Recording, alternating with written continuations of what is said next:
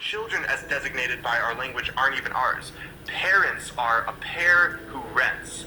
Our governments, especially our courts, don't treat a parent's right to control and direct the upbringing of their child as a fundamental liberty.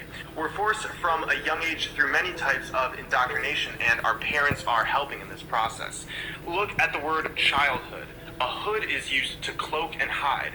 The etymology of children is chill and dren. Chill means cold.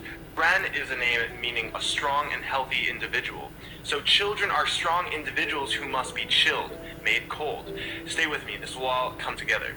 In Ballantyne's 1948 Law Dictionary, the term human being says sea monster. When we see monster, we get the definition, a human being by birth, but in some part resembling a lower animal. In the Oxford New English Dictionary of 1901, a human is defined as belonging or relative to man, as distinguished from God or superhuman beings. So these definitions are telling us we're monsters. The word live backwards is evil.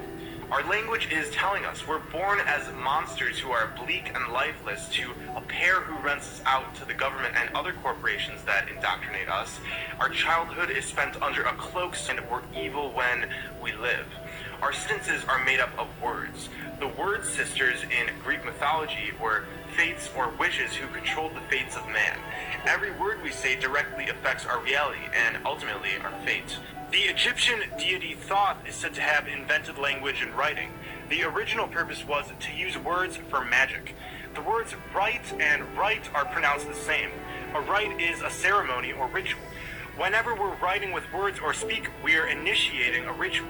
Books contain chapters. A chapter often refers to a sect of a secret society or religious order. To page someone is to summon them. Pages in books made of words are summoning things to enslave or imprison our souls. The word grammar comes from the French word grammaire or grimoire.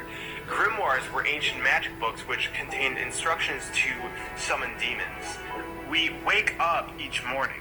A wake is a funeral party held for the dead. At the beginning of each day, we say to each other, "Good morning."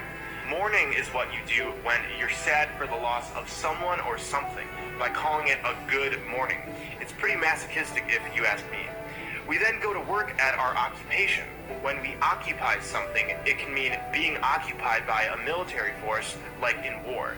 Many occupations are focused on money and the dog-eat-dog mentality. The dollar bill comes first before the environment or even each other. Therefore, we are committing war against each other, and during each day we work our occupation. We are the military occupiers. An urn is for the ashes of the dead. For the average 9-to-5 worker, it would have to be one of the weekdays in order to earn a living. I agree, you would have to be in a weekdays to earn a living. During the week, we become weaker and weaker until finally it's the weekend, and we have become weakened. Somebody or something who is weakened has no power.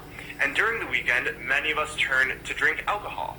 Alcohol comes from the Arabic word al-kul, which is a body-eating spirit. It's also the source of the word ghoul. We drink booze or booze.